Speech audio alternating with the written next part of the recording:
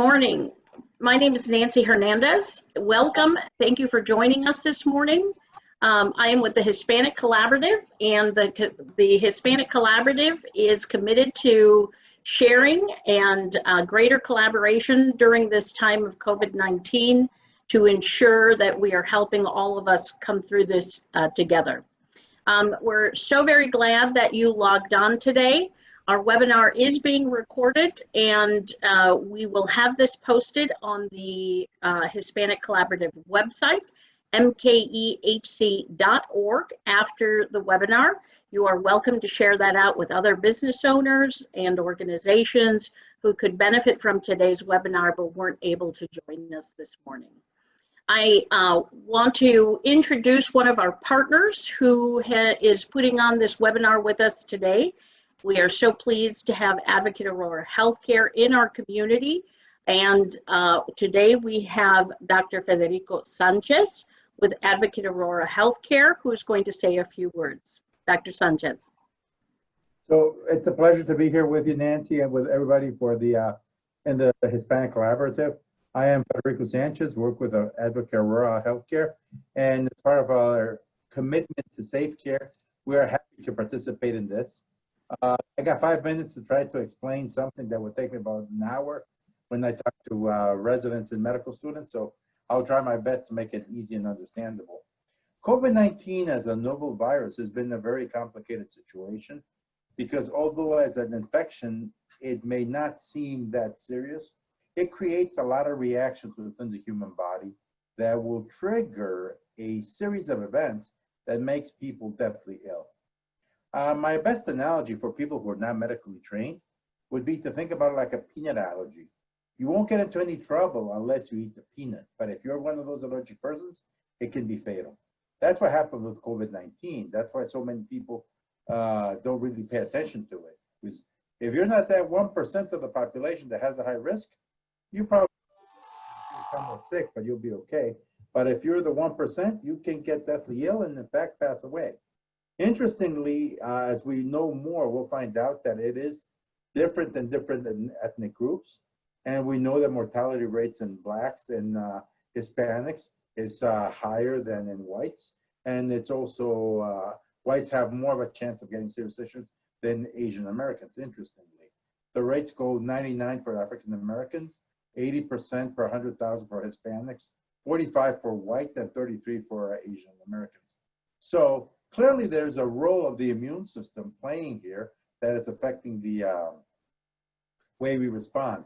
And the thing is, you don't want to be that fatal one, but even if you're in the group that has the least chance of getting the infection, remember, if all the hospitals are full taking care of COVID patients, when you get your heart attack, you get your broken leg, you get your other common medical problems, because life is continuing, there'll be nobody to take care of you and you can pass away.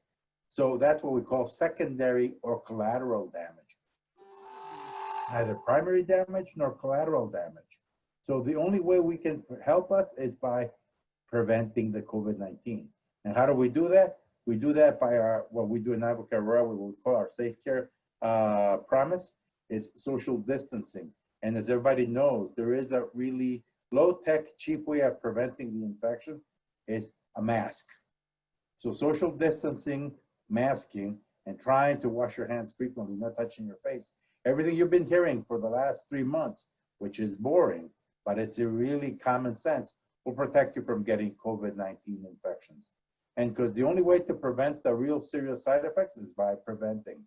So as part of a group that's advising small businesses, the thing is here, distance is important, masking is important, and precautions are important. So no matter what you hear in other sites, you need to protect yourself.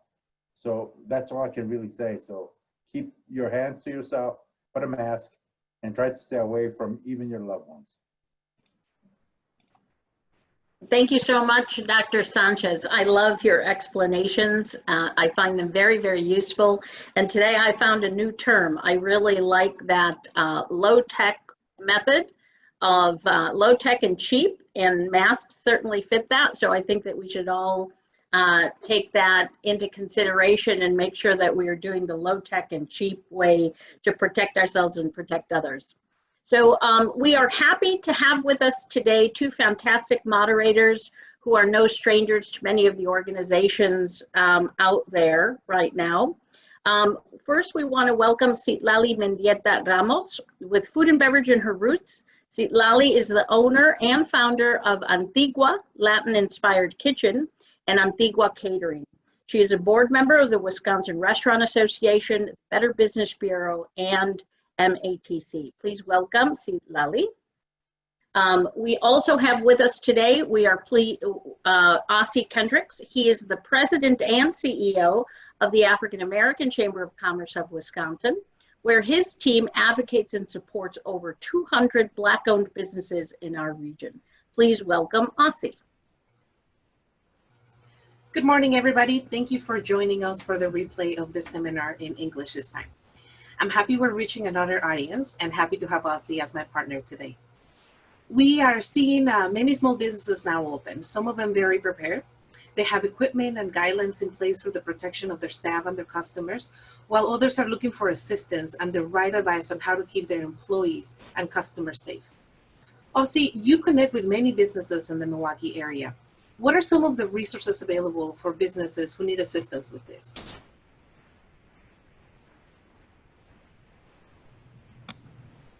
Good morning, folks. Thanks, Citlali. A few different opportunities and resources available for businesses that are reopening. I'd start with the City of Milwaukee's website, so milwaukee.gov. Tons of information and resources for small businesses. And I'd pay close attention to Milwaukee Health Department's Moving Milwaukee Forward Safely, which will have some critical information tied to reopening. In addition, while it's just a couple days late for the Wisconsin Economic Development Corporation had some CARES Act funds and an opportunity for the We're All In grant, which covered the state of Wisconsin, I'd still pay close attention to their website at wedc.org, as I'm certain that there'll be some other opportunities that will come along. All of the ethnic and diverse chambers of commerce have opportunities, especially in the area of loans. I know that the Hmong Chamber has zero interest loans right now. And then all of the other ethnic chambers have a loan fund available, as well as WWIC, Wisconsin Women's Business Initiative Corporation. And then finally, coming up at the top of August, Milwaukee County will unveil their small business grant opportunities for reopening with utilizing CARES Act funds. And we'll be certain to share those opportunities as they begin to unveil at the top of August. Thank you so much for that information, Ossie. Those resources will be very helpful for business owners joining us today. Now let's meet our panelists. ShipPunk is a company with operations in 4 states that provides small and medium-sized e-commerce business scaled by offering a technology-driven fulfillment solution. Please welcome today Gino Valdez, COO of ShipPunk. Gino. Hi, good morning. It's a pleasure to be here and join you for the English version of how to re-enter the marketplace after this COVID thing. To me, it continues to be like that movie Groundhog Day, where every day you wake up and you're kind of doing the same thing. And so this has been a challenge for a lot of businesses.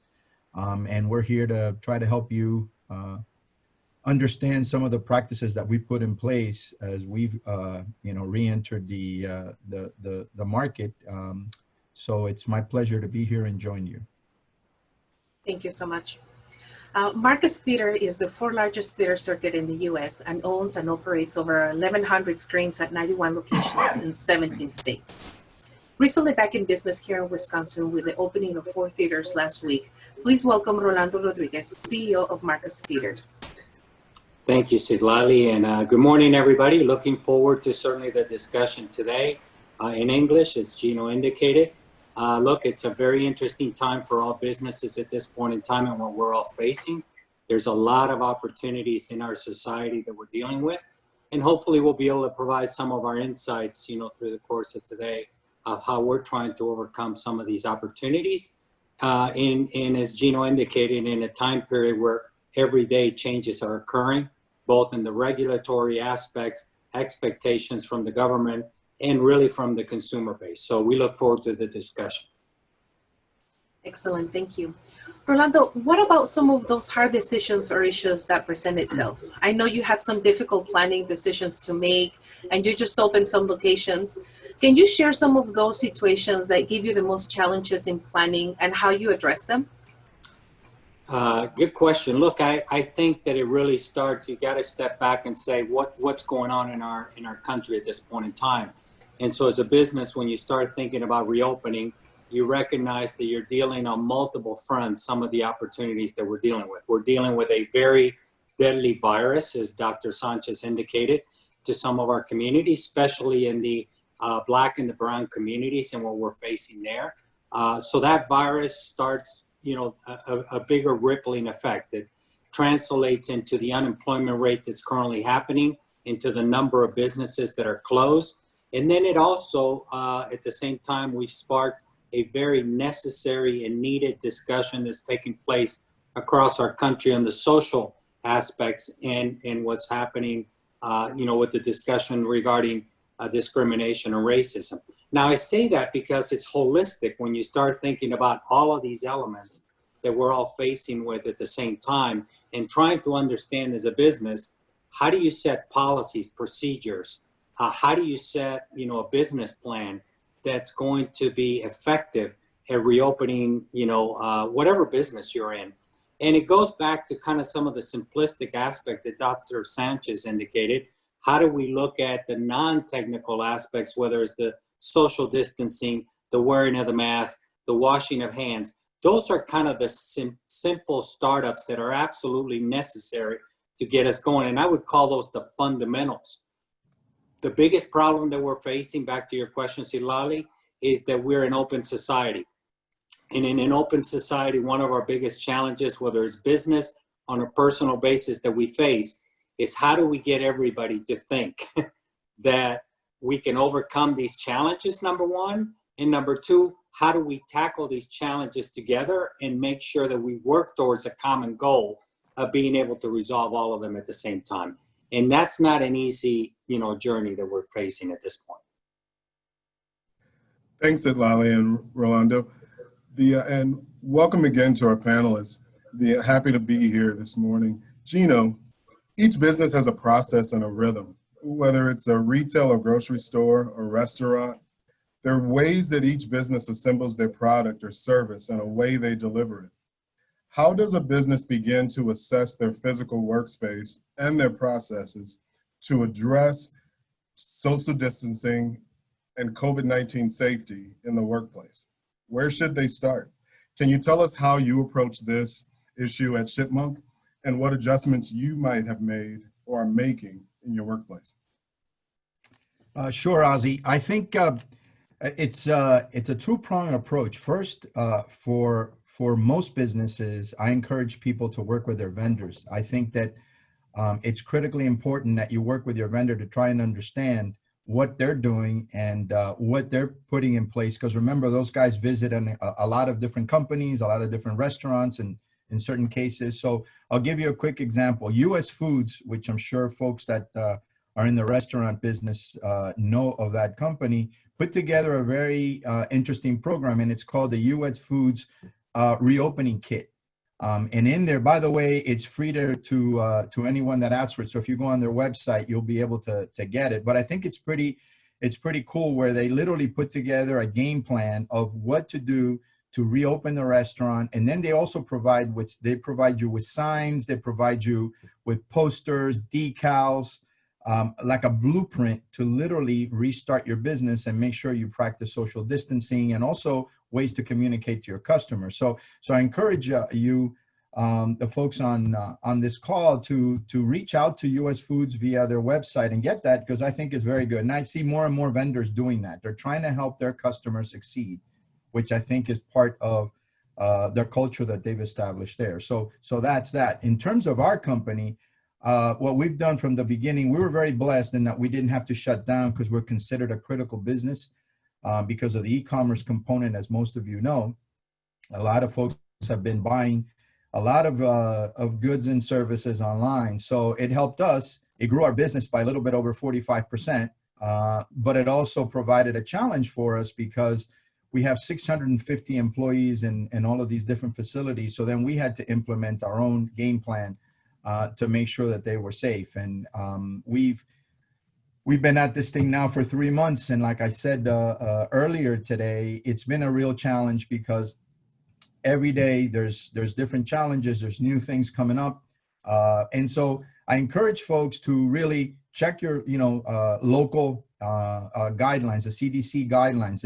A lot of these government agencies have provided a lot of tools that we should take advantage of in order for us to go ahead and get back into work and make sure that there's a seamless transaction or seamless transition from being a non-operating business into a fully fledged business. And so for us, we've been very, very blessed. We continue to do things which I'll talk about a little bit later on, take temperatures, make sure that folks are 6 feet apart.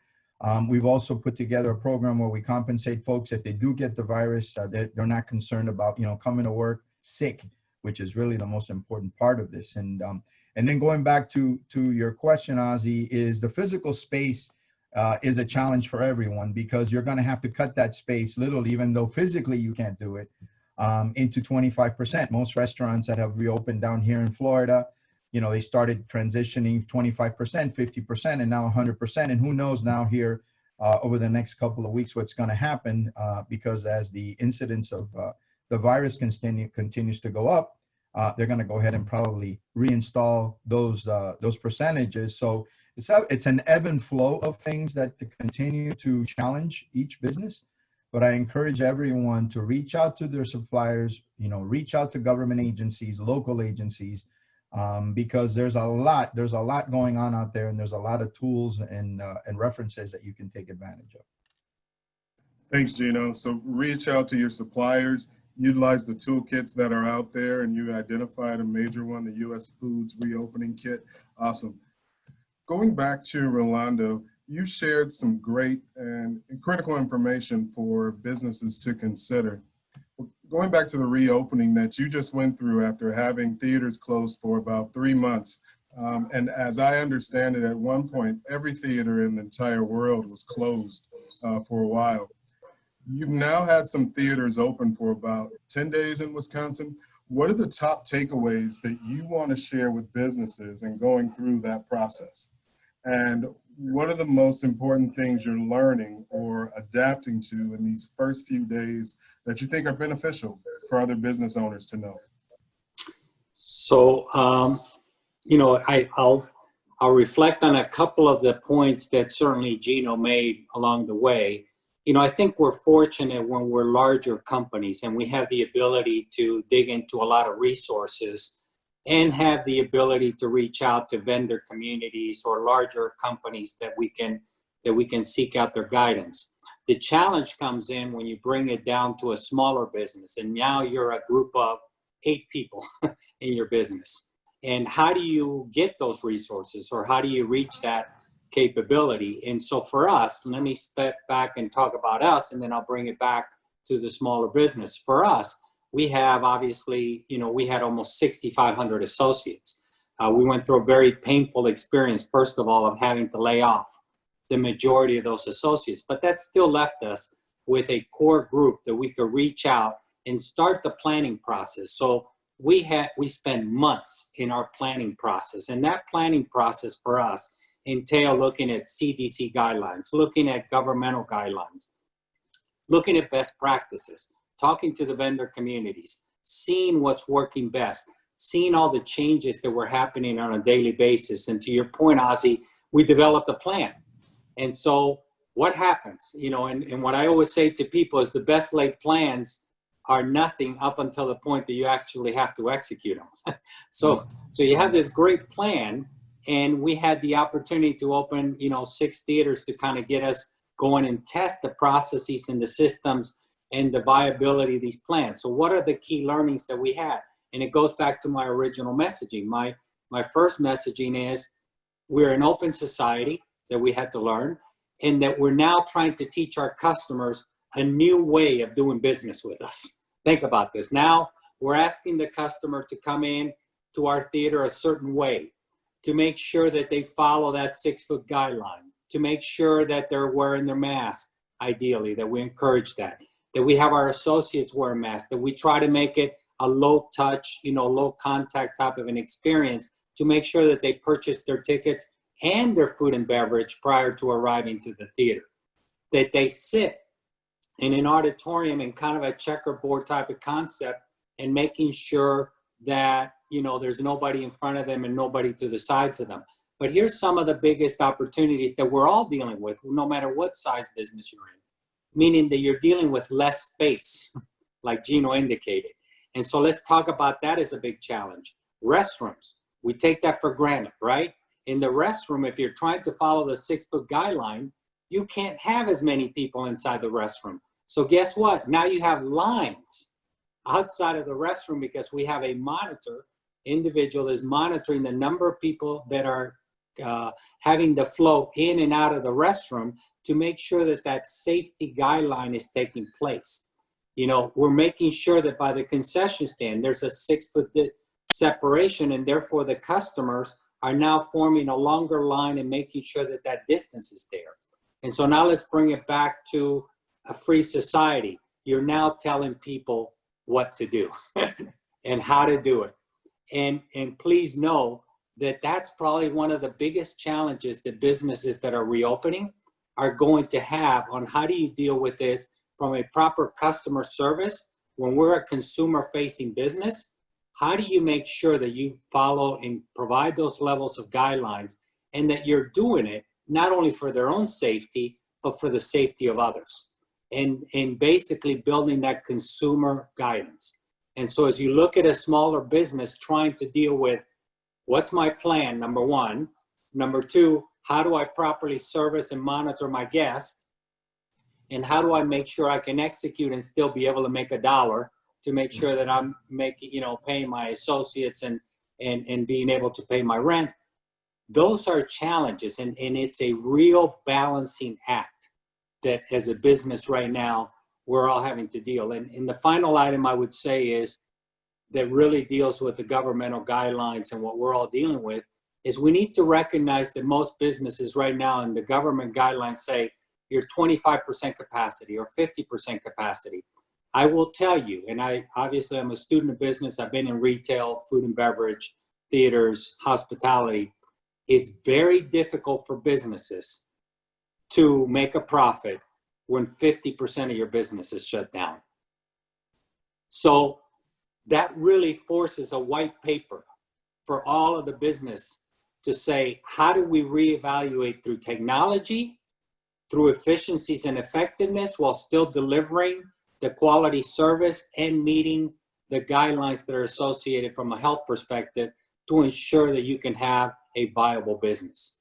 And so I hope and I pray every day, and hopefully folks like Dr. Sanchez will resolve it, that we get a cure to this virus, because we got to get at some point in time back to a more reality of what the businesses can operate under. Thank you so much for that, Rolando. We are definitely facing a new normal and a lot of challenges, just like you mentioned them. Let's go back to Gino for a minute. When might the limitations of a situation be such that a business owner deems it unsafe? What can they do then? Do they not offer something? Can they limit to how many people they're going to be serving? What are some of the tools that they might have, and when should they consider them? Tell us a little bit about what you did. Did you have to make any decisions that limited or changed your productivity in order to keep your staff safe? What was your approach?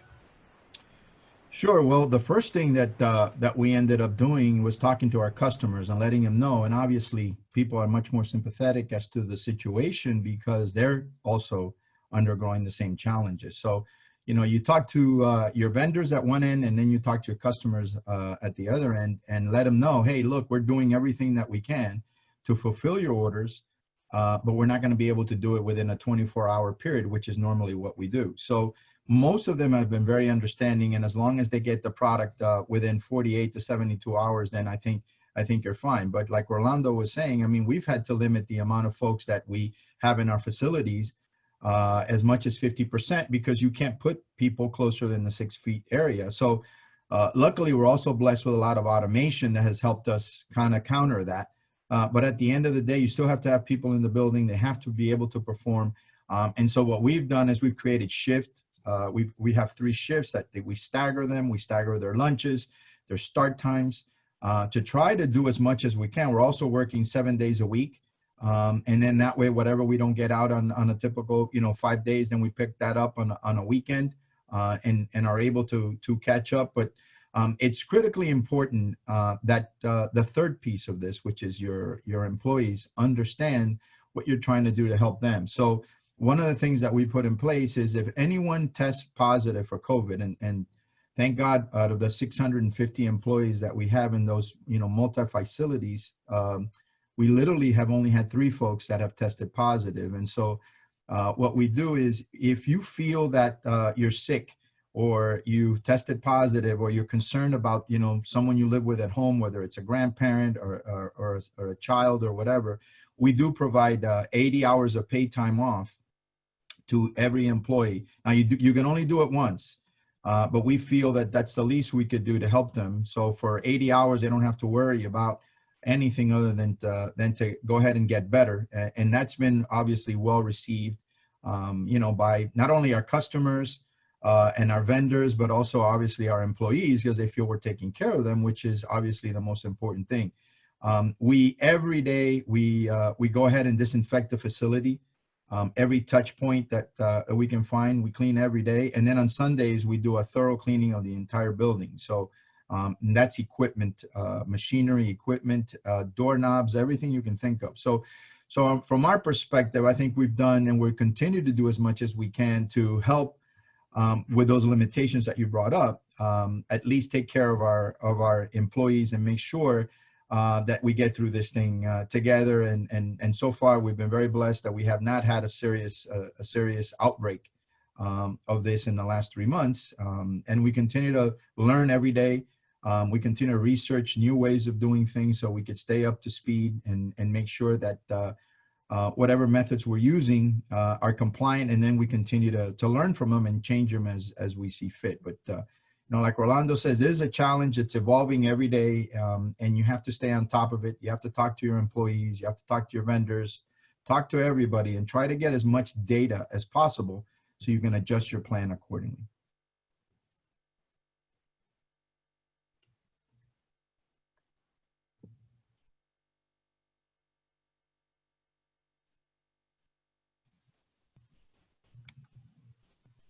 Sorry about that. Thanks, Gino. Yep. Thanks for sharing those very real situations and how as a business leader, you have to navigate that and make tough decisions. And speaking of those tough decisions, we've heard from businesses that have reopened or stayed open, that they're facing decisions about operating at a loss or not being open. What can you say about that?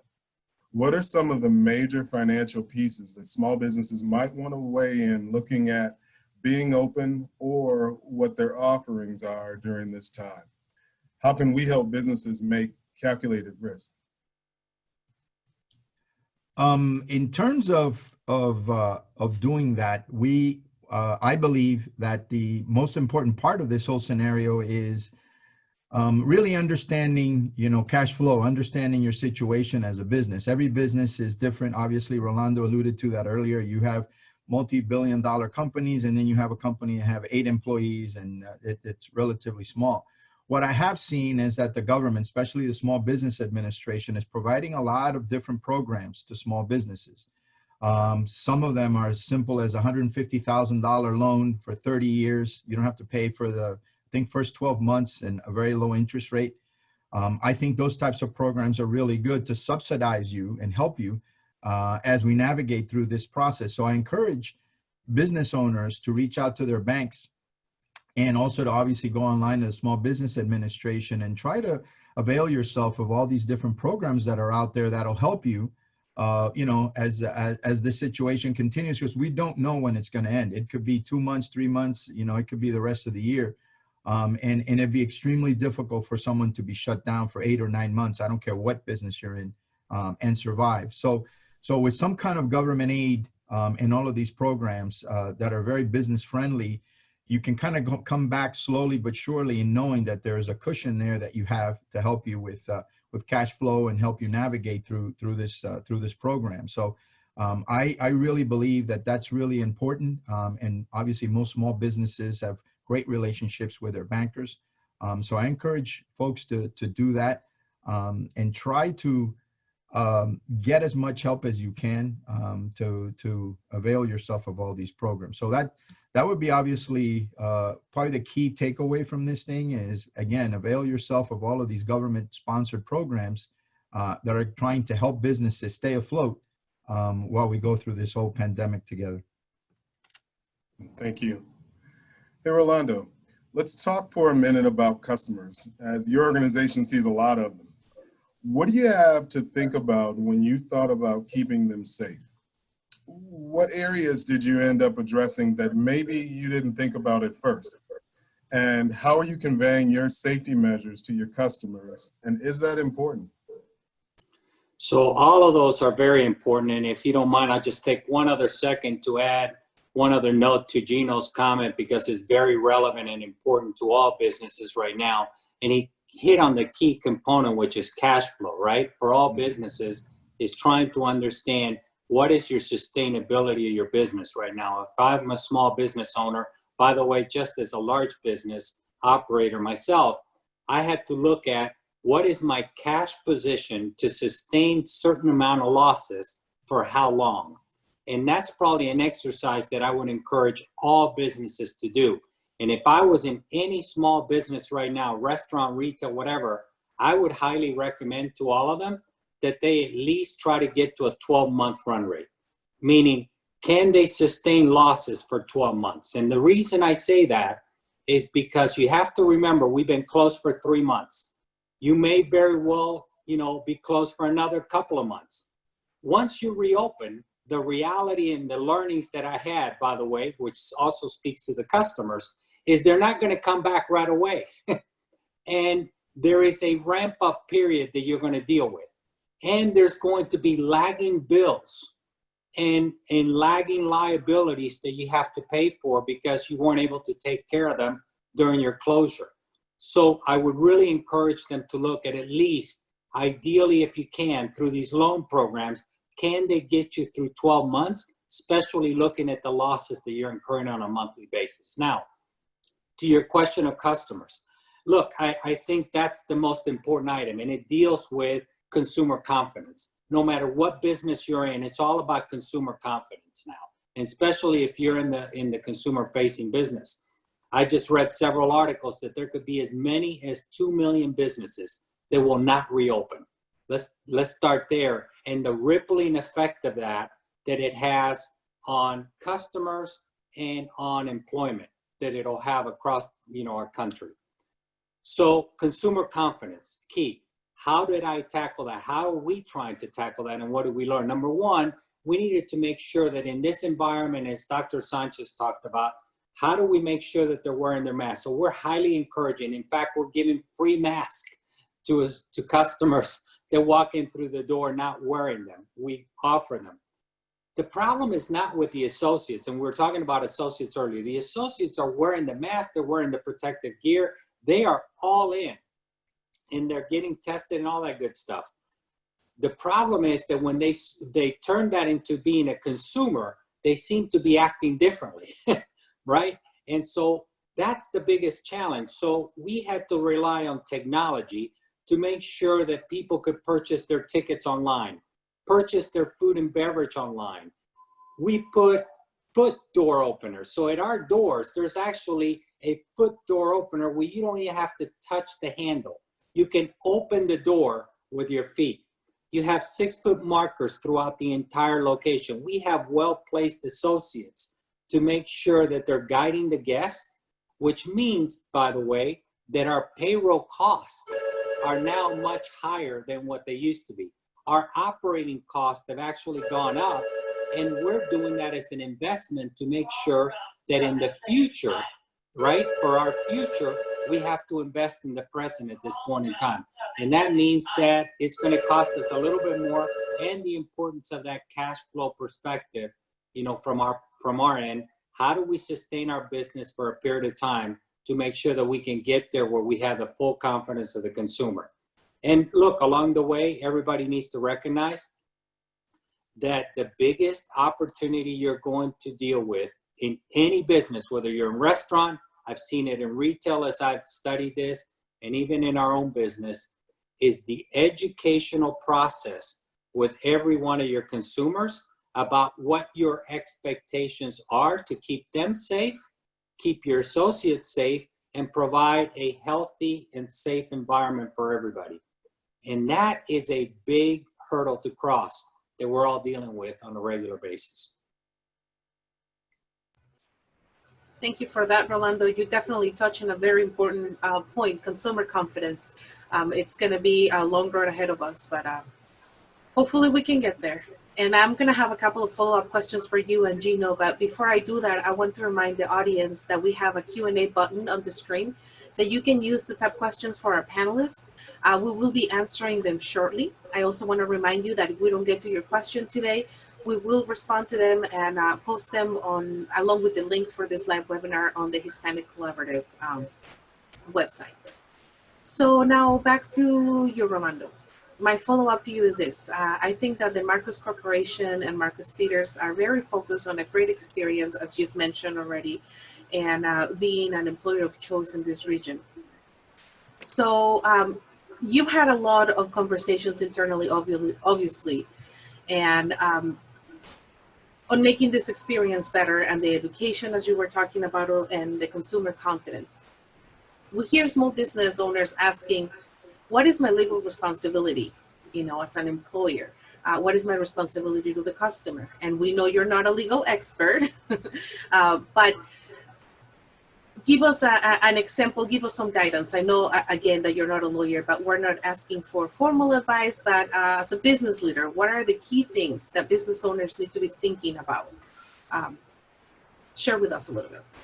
So look, that's a very relevant question to today's topic. And it is truly my hope that legislators, address this. And I know that they're in the process of that. And many states, by the way, have already passed different laws within their own states on how they basically provide some legal protection in particular to businesses.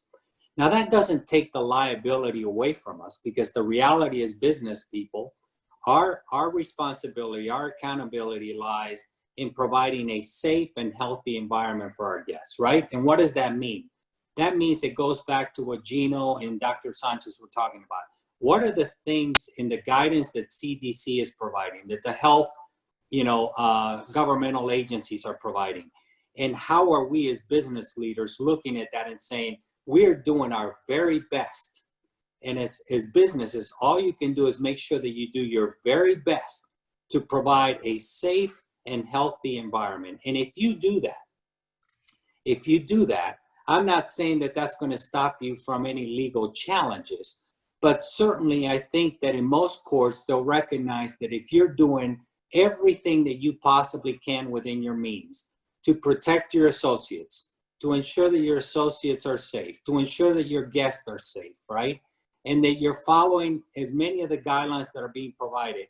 And in many cases, your plans maybe take you over and above the expectations that are being set in the marketplace. Then I think you put yourself in a place that is much more defendable from any legal liability that you may face. But you need to recognize as a business that following those guidelines that are being provided, very important at this point in time. Look, I'm not the legal expert, as Lali just indicated, but I will tell you that we have obviously access to our legal teams, and we are able to run all of these practices through them. And what it comes down at the end of the day is for all of us to make sure that we're using good business practices and common sense. And those are very important for us. And common sense really related to, what are the guidelines that are being provided? Are we making sure that we're doing the best that we can? And if we do, then I think it will put us in a better place. Gino, you have employees that don't see customers. What are you doing to keep them safe? And what are the new rules that you've introduced? And how's the staff responding? And what have you done, or what are your plans if an employee tests positive for COVID? I know you've talked about the 650 employees, and out of that, only 3 have tested positive. Is that a necessary part of a business plan, and how do you suggest they approach making that a plan? Sure. So we have put together, and going back to Rolando's point, either, we're not attorneys, but I think it's very, very important that every business owner really understand the ramifications of not putting things in writing. I am all about putting everything in writing. That way there's no misunderstanding. So we put together our COVID guidelines. And I think that way there is, everything is in black and white. It's clear. There is no gray. There's no, I didn't know, I didn't understand. And so if you put it in writing, and we put it up on our website as to what our guidelines are, then you can go ahead and point to them. And if there's ever a question about what you tried to do to safeguard your employees' health, you can always refer to that. And so we've put that in writing very clearly about expectations. We take temperatures of every employee that comes into the building when they check into their shift. We provide them with masks. We provide them with gloves. If you come to our facilities, you'll see on the floor, basically every 6 feet, it tells you where to go, where to stand. There's arrows everywhere. So we've done everything that we can to make sure that as an organization, we have complied to CDC regulations, and also make sure that our employees understand that we do care about their well-being, and we're providing all of these tools and all of these signs and things for them to make sure that they do. We also have deployed our QA team. I have a QA team of 2 folks at every facility, and normally those folks are just worried about the process. They audit our process and make sure that we're complying with our own internal processes in terms of quality of how we take an order, ship an order, and its accuracy of an order. But we've deployed them also then to basically make sure that they audit each facility weekly and make sure that we're compliant as far as those guidelines are. So they have all the right in the world to write folks up if they're not wearing their masks. You get 2 warnings for not wearing your mask properly, because we've seen folks that wear their masks, below their nose or down here, or it's dangling from their ear. And so they have to be compliant, and they will be written up if they're not doing that. So again, going back to Orlando's point, even though you're not an attorney, you do have to use a lot of common sense and make sure that folks understand that you're in it for them, you're trying to protect them, and they have to comply. And so we do that every day, and every week these guys will write a report, they'll write a summary, send it to our leadership team, and we know what's going on the floor of every facility, who's doing what. And so far, at the beginning it was hit and miss, but I think in this second round, I think people are a little bit more concerned about really the exposure to this disease. Most of our employees, we have probably about 55% of our employees are 35 or under. So now that classification of folks is getting infected. And so they're paying more and more attention to complying. But again, my advice to business owners is put everything in writing, make sure that folks understand what the rules of engagement are, and then make sure they comply. And that way, I think you'll be pretty clean in case there's ever any questions about compliance or someone getting sick at your facility. You can't prevent that, obviously. You can do everything you can to make sure that they're compliant with the basics of just wearing a mask, washing your hands, and staying, 6 feet apart. And like we alluded to during the Hispanic version of this group, Hispanics tend to hug and kiss a lot, and social distancing has been a real challenge for us. We have an operation in Southern California and in Miami, and so you can imagine how difficult it is to tell people, hey, stay away, keep social distancing here. So that's also a cultural challenge that we've had to face. And I think we've got that under control. So again, put it in writing and make sure folks are compliant. Thank you so much for that information, Gino. Definitely putting things in writing and holding people accountable are ways to help us beat this pandemic. This is a question for both of you, and I know, Rolando, you already touched a little bit about technology at Marcus, but how are you guys using technology or planning to use it in a way that keeps you and your team and the customer safe? What should our audience of business owners consider in this area, and how important is it now for business to have an online presence? In your opinion, do you think that a small business should be concerned about technology or embracing it? Let's start with Rolando, and then we can go back to Gino, please. Well, it touches actually on some of the things that Gino just talked about, but I would say technology is almost critical at this point in time, in particular dealing with this virus and this new way of operation. Look, as many things as we're going to do as businesses and the best laid plans that we have, we need to also understand that it's very difficult. You know, it's easier for Gino and I to talk about our businesses where we have large facilities. But if now you bring it down to a small business operator where their kitchen is about 15 feet, right? And you need, in essence, 3 cooks back there, or you used to have 3 cooks. Well, kind of hard to meet your 6-foot distance, right? In order to get the job done. And so here's where technology will come in, right? Can you have the technology to be able to have people pre-order their food? To be able to better manage the flow that's coming through your business? Can you do more takeout type of food, right? And these are the elements that we need to sort through to ensure that we're properly communicating on a technological basis to ensure that our customers feel right. When people now order their seats, for instance, at our theaters, we block out 2 sets of seats to the right, 2 sets of seats to the left, and 2 sets of seats in front of them. So therefore, there's nobody sitting in front of them, nobody sitting to their sides to provide that social distancing.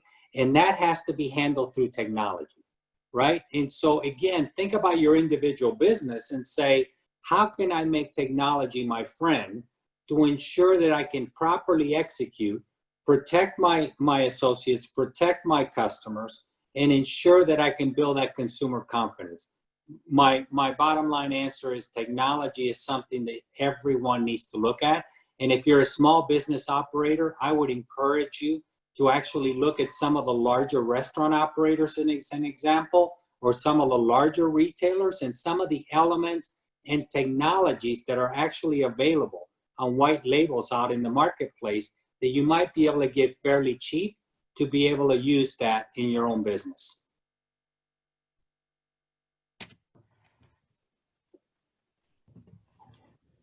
You want me to jump in? Please, Yeah. Gino. Sure. Well, our business is all about automation. So in terms of technology, we're all about automation, and that has helped us. Obviously, if we didn't have the automation that we have in place today, I think it would be a real challenge for us to get most of our orders out on time. And so our business is all about conveyors, automation, and making sure that from end to end, you can move a box as efficiently as possible with as few as folks as possible touching that product. So, you know, technology for us is really a combination of, obviously, we're an online business. So, you know, e-commerce fulfillment, folks that are, you know, like yourselves going online, buying something, we download it at our facility, go pull an order and ship it out. So in terms of that size business, it's really a blessing to have the amount of automation that we have that helps us get these orders out as fast as we can with not as many folks touching it. We're in the process of making a sizable investment to continue to grow that side of our business so that we can get productivity levels even higher and really reduce the time when someone places an order. So for example, you can place an order today at 9 o'clock in the morning and it'll be out by 6 p.m. the same day.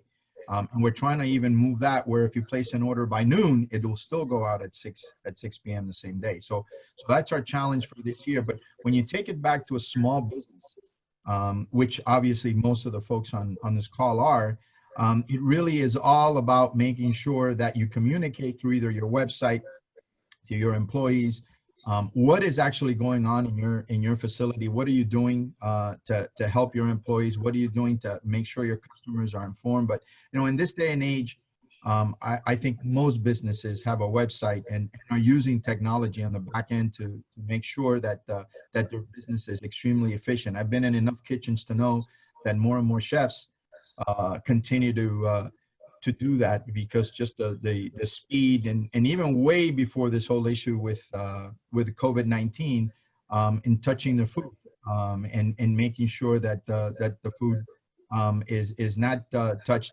as often as it used to be. to make sure that it's expeditiously put on a plate and taken out. So speed is the key to everything, obviously in most businesses now, but yeah, technology to me is a critical part of any business nowadays. And I don't know of many that do not embrace it. So I think it's critically important that everyone try to understand what it is that they have in terms of technology and how to use it. Well, and if I could add just two quick items, I think two quick examples that I think is important in particular for the business online right now. If you look at the restaurant businesses right now, and I don't know if many of you have seen this, you can actually pay your bill on your phone now.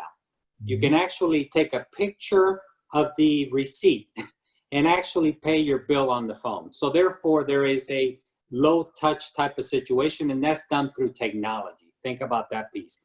The second example I would give you is that I've been to many open door malls where I'm actually seeing where the retailers are controlling how many people are inside the store, right?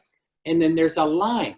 I mean, I'm seeing lines, as many as 20, 30, customers standing outside of that store.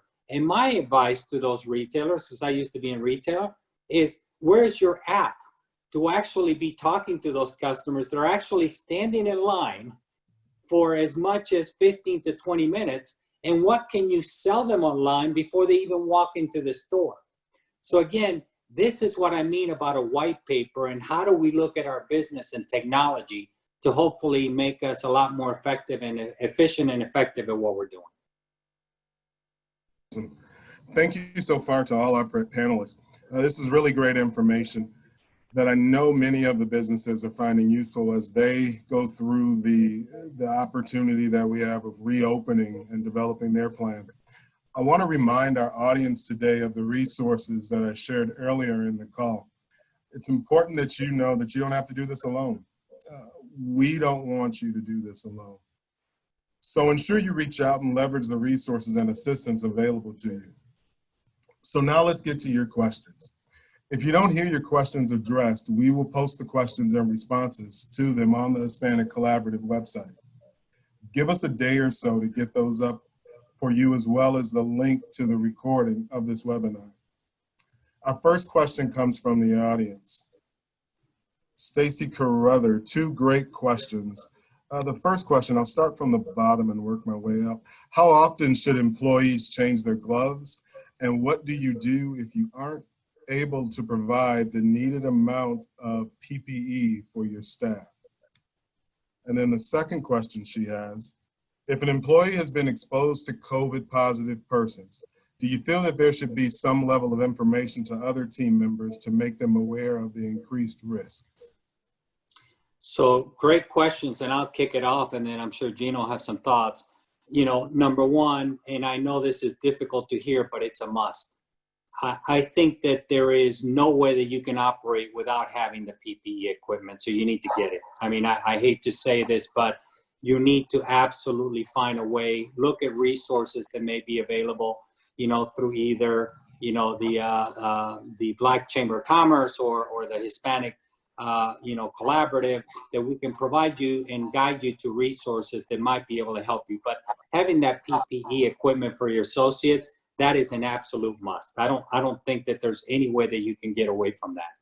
The second piece is to how long or how many uses can you get out of your gloves. Here's what we've learned from our end. There are certain positions that, frankly, if you got the plastic cover, so for instance, our cashiers, there is an actual divider, a plastic divider between them and the customer, and they're wearing their mask along the way. Those individuals are not touching food. And frankly, it's a lot easier to actually do the register and whatnot, and in fact, provided by doctors, that there's no need for them to use the glove, right? Because obviously they'd have to change the glove every transaction. Gloves are really, in our business, are more for people that are actually making the food, right? Or in Gino's case, where they may be handling certain items. But it's basically driven by making sure that it's in positions where, for instance, they may have to open doors constantly, or they're making food. Those people definitely need to wear the gloves. And I think you need to decide in your business and even ask, similar businesses to you, and in particular larger organizations, how are they handling and in what positions are they actually using those gloves, from my perspective. And I forgot what the last question was, Ozzy. This is Dr. Sanchez. Just to add to that, I think the PPE is important. Remember, this is a disease that you catch by fomites. That means as little bits of saliva, not by direct contact. In fact, we've proven that the virus dries very quickly, to the point that in medicine, we don't use a lot of it. So I would follow the guidelines for use of food products and for use of things that you don't want to contaminate. But like Rolando was saying, if you have a plexiglass barrier, you probably do not need gloves. But I think I would follow the CDC recommendations for every appropriate workplace. That's all I can say. In medicine, we're not using them. So I know it doesn't add straight clarity to the question, but it also provides that as long as you have masks and barriers, I think you're safe. Well, and then what we do as well is we have sanitizers next to those folks that don't use gloves, so they constantly are able to sanitize their hands, you know, along the way. That is actually much more important, I would think. Frequent washing of the hands or use of sanitizer is much more important than the gloves themselves. The gloves may actually give a false sense of security, which you really don't need. In regards to the question of exposure to a COVID positive person, each industry will have a different way. I would follow the local state requirements for tracing, because the most important thing there is tracing. The standard recommendation is if you're exposed, depends on the amount of contact, you have to self-isolate for 14 days, and that's been the standard recommendation. But it also depends on what type of exposure and so forth. So I would recommend your local state requirements and guidelines for that one, so you're following the rules. Yeah, in terms of gloves, we don't require gloves for most positions in the warehouse. We only require them for folks that are in the shipping area where they're touching screens. But the concern with gloves is that most people don't really know how to use them, and so they'll end up touching their face, scratching their face, their eyes, or near their mouth, and so you can spread the disease that way. So we've required everyone to wear masks. I think that's a no-brainer. You have to wear a mask.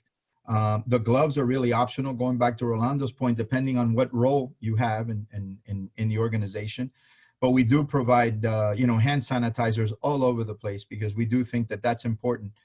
They're in the bathroom, outside the bathroom, at every station, at every desk. And that's our cleaning team every morning, make sure that at every desk there's hand sanitizers. And we think that between the masks and the hand sanitizers, you pretty much have it covered. In terms of the other question about letting people know if someone tests positive, we do, but we have to be real careful here where you don't cross a line and let people know who it was, because there's certain privacy things that regulations that you have to maintain. So we'll talk about a certain area and we'll say, hey, someone in this area tested positive. And so we need to make sure that everyone knows that, just so they can go get tested. And I think it's just it's the right thing to do. And so we've done that, like I said at the beginning of this discussion, there's only been 3 folks that we've had test positive, but each time we have let the folks know in a general area what's happened. You don't want to make it company-wide because you don't want to create hysteria, but we do think in certain, obviously in a small restaurant or, a small business, people need to know without letting folks know the name. Obviously by elimination, someone's going to figure it out, but it's not the company that said who was obviously contaminated. But I think it's important to have very open discussion as to, what's going on with COVID. Thanks, folks. A lot of valuable information today. I'm going to kick it back over to Andrea with the Hispanic Collaborative to close us out.